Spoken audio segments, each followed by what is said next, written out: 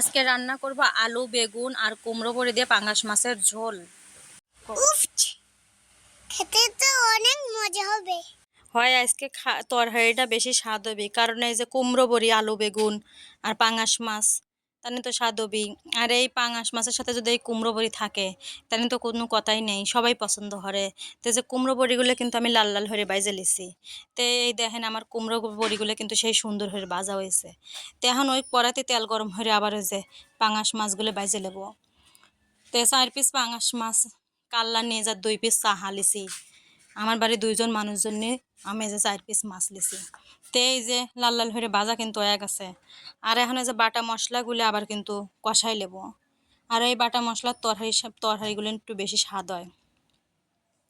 তো এই বাটা মশলাটুকে যে ভালো করে কষানো হয়ে গেলে তেল ছাইড়ে দিলি কিন্তু এখন আমি যে আলু বেগুনগুলো ধুয়ে রাখছিলাম সেইগুলো আবার দিয়ে দেবো।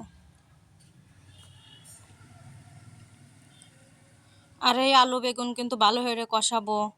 আগেই বকত করে পানি দেবো না, তানি কিন্তু স্বাদও বিলো না। আগে কষায় আল তরকারির থেকেই একটু পানি বাড়াবি, সেই পানি দিয়ে একটু সেদ্ধ মেদ্ধ হয়ে যাবি। তে এই দেখেন আমার আলু বেগুন কিন্তু যে সেদ্ধ হয়ে গেছে।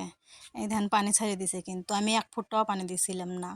ওই মশলার যে পানি ছিল আর আলু বেগুন থেকেই পানি বাড়াইছে, সেটা দিয়ে কিন্তু সেদ্ধ হয়ে গেছে। তো এই দেখেন আমি জল দিয়ে কুমড়ো বড়ি আর যে মাছগুলো কিন্তু দিয়ে দিছি।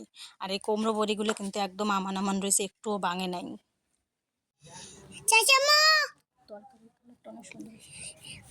তরকারি কালারটা অনেক সুন্দর হয়েছে।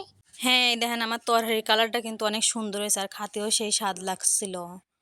আপনাদের ভালো লাগলে লাইক করবেন, শেয়ার করবেন, সাবস্ক্রাইব করবেন।